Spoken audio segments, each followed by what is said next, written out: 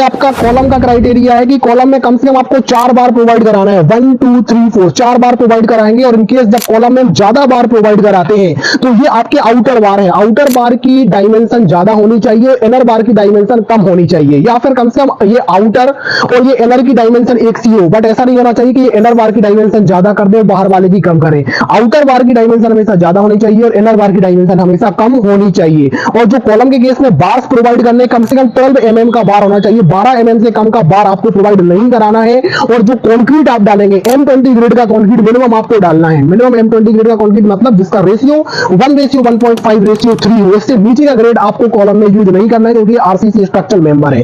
दूसरा क्राइटेरिया आपका कहता है कि जो पूरा कॉलम है, कॉलम को 3 जोन्स में डिवाइड करते हैं। नीचे से L/4 सेक्शन लेते हैं, मतलब पूरे की स्पान का 1/4 पोर्शन, जिसको आप जोन ए कहते हैं।